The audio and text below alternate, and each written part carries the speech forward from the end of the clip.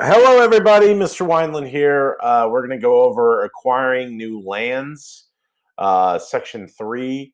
So, hope you're following along and able to figure things out here. Um, what we've been talking about is imperialism and really focusing on what that looked like during this time frame following the Spanish-American War. We talked a little bit about we talked or went into the Spanish American War, what started it. And one of the biggest things that had occurred was that, Puerto Rico and Cuba and that region of the Caribbean had been under the control of Spain, and the United States was able to take control of Puerto Rico. And a lot of people feared that when the United States came in, that they would try to kind of create not just a opportunity for freedom, but ultimately just basically replace Spain. And we see that certain individuals like Luis Muñoz Rivera would kind of be an advocate for Puerto Rico in hoping that Congress would come in and really allow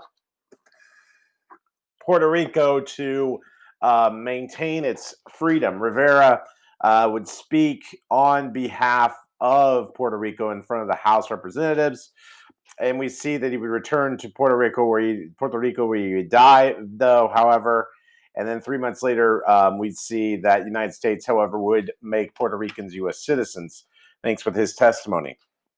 But the thing is, some people wanted independence. Others did not, like as Munoz Riviera did. Some some wanted to basically become a state. Others wanted statehood. Others, as a result, though, the United States and Puerto Rico, there was really no promises regarding the independence following the war. We see that during the Spanish American War, General Nelson A. Miles occupied the island and took control. Puerto Rico was under military control with Miles, and he issued a statement to the Puerto Ricans that they were to protect not only them, but also the property and a lot of the businesses that were successful in that area. And so people were kind of split on the idea of self-government and rule. By the way, your answer number 11 is Puerto Rico, and the number 7 is right here, the Four-Acre Act. So Puerto Rico was important to the United States, both for maintaining a U.S. presence in the Caribbean, but also protecting a future canal, which we're going to talk about, the Panama Canal, in Section 4. But in 1900, the Four-Acre Act sets up a civil government ending military rule, gave president power to appoint the governor, upper house legislature. So by 1970, Congress made Puerto Ricans U.S. citizens, elect both House representatives both houses for their legislator. So they're able to have a little bit of freedom and leeway, even though they weren't independent. They were actually independent citizens. They could come and go as they pleased from Puerto Rico to the United States.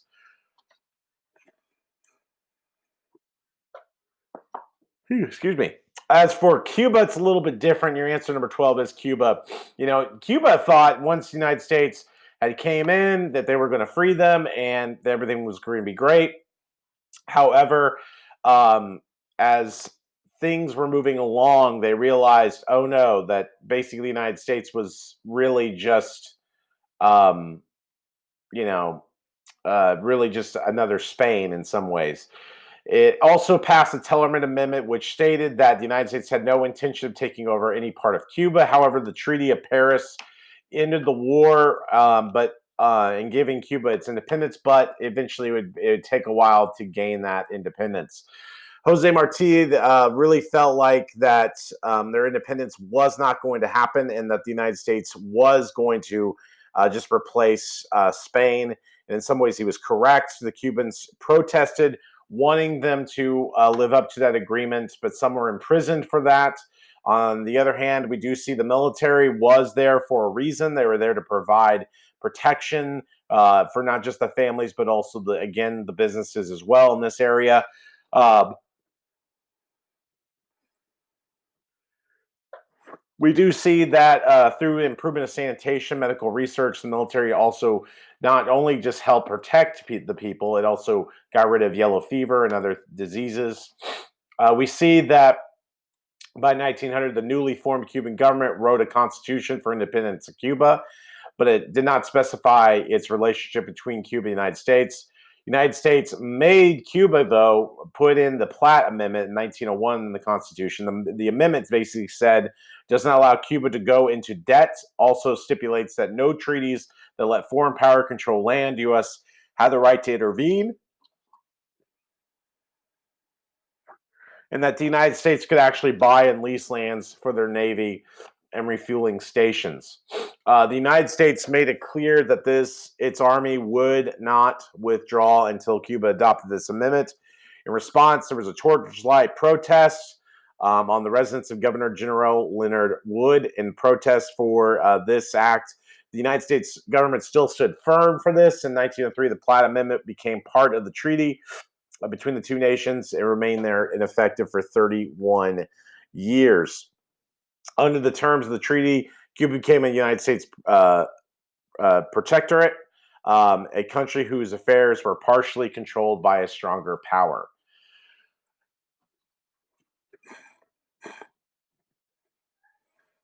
The biggest reason for this is that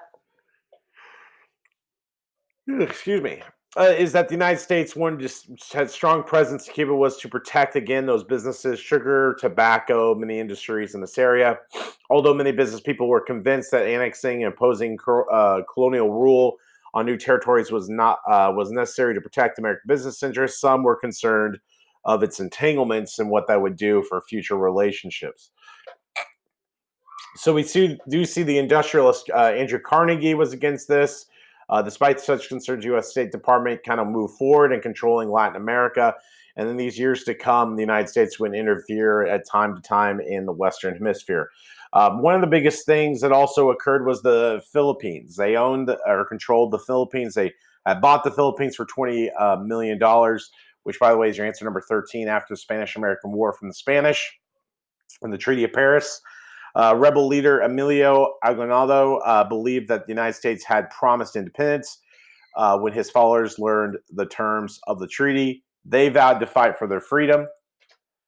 This would ultimately lead to a revolt. When Aguinaldo turned to guerrilla tactics, we see that the Filipinos were being forced into zones, designated zones, and really to restrict their movement.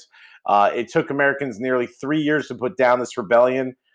There was some prejudice to this. While the white soldiers had no problem carrying this out, a lot of black troops were getting criticized from home, primarily because they were dealing with abuse in their own country, and now they're bringing on this abuse to the Philippines. They're just fighting for freedom and rights.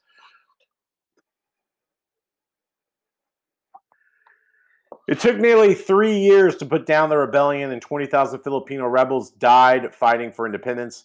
The war claimed about 4,000 American lives. The cost $4 million, 20 times to that of the United States paid for the islands. And at that point, it was like, we're done. Let's just go ahead and kind of end this thing. So after suppressing the rebellion, the United States gave up a government similar to what was in Puerto Rico, giving them a governor, their own little legislature. And then under American rule, the Philippines moved gradually towards independence, finally become independent on July 4th, 1946, following the World War II. And a lot of that has to do with World War II, that we just kind of gave up on trying to be this imperial power. But it wasn't just the Philippines. China was also being was looked at as far as imperialism out there in Asia. We see that Americans were seeing an opportunity to be a part of their construction, the railroad construction, but there's a weakening by war and foreign intervention, especially from France and Germany, Britain, Japan, Russia, trying to establish these settlements, and this was going to ultimately influence the nation and the United States' ability to do anything in that region. Your answer number 10 is China, by the way. So the United States began to fear that China would be carved into different colonies, restricting their ability to trade. So Secretary of State John Hay issued out in 1899 a series of policy statements called the Open Door Notes, kind of similar to what you would see happening any Secretary of State of this generation, basically trying to work with other nations, figuring out what their interests are, and seeing how it works with our interests. The notes were ultimately letters addressed to the leaders of the imperial nations, proposing that they would share trading rights in the United States, meant that no single nation would have a monopoly in the trade, and so ultimately this was accepted by the other countries. The answer number 9 is boxers. Although China kept its freedom, Europeans were at large in the cities. This was very much resented by many Chinese. And the secret group called the Boxers viewed these countries that controlled these major cities as foreign devils. And the Boxers killed hundreds of missionaries and other foreigners, as well as Chinese converts to Christianity. And this is kind of where we start to see the beginning of China against Christianity at this time, and it still goes on. But August 1900, troops from Britain, France, Germany, and Japan joined about 2,500 American soldiers and marched to the Chinese capital. Within 2 months, the international forces put down the Boxer Rebellion, and thousands of Chinese people died during the fighting. And so after the Boxer Rebellion, the United States feared that European nations would use their victory to take even greater control of China. John Hay issues new open doors, saying that the United States will keep trade open. The open door policy basically reflected on exports, being able to export from that area, the right to intervene if the market, to keep the markets open if there's trouble, and then closing of the area threatens United States survival. So these beliefs were very key. And honestly, this is a big deal because China, a lot of their major cities were controlled by different countries, even up until the 1990s. I mean, we see that that Britain had a long hold or held Hong Kong for so long, which was a independent district of China and wasn't officially involved in China. But at some point, Britain decided to give up some of its old imperialistic territories, and so let Hong Kong go back to China. But Hong Kong, some people were concerned, like, oh no, like we do not want to go to communist China, so we want to be free. And so there was an agreement that Hong Kong would stay free for a while until they would settle it, and sometime around 2025, I think, is the expiration date, and it's coming up pretty fast, and it's not looking good for Hong Kong. But by 1900, Republican William McKinley was a reluctant but confirmed imperialist, was elected to the second term against Democratic William Jennings Bryan, who staunchly opposed imperialism. McKinley re-election confirmed a majority of Americans favored his politics. Under McKinley, the United States had gained an empire. We see that he was reelected. Before he was reelected, there was an anti-imperialist league against imperialism. It's kind of interesting because part of this was former President Grover Cleveland, industrious leader Andrew Carnegie, which kind of cracks me up here because Andrew Carnegie, took advantage of some of the lower class people to kind of help make him rich, and so he's against imperialism. So it kind of is interesting.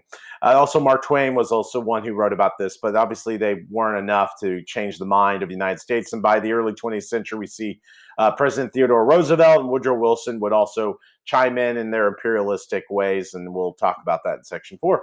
So, all right, see you guys.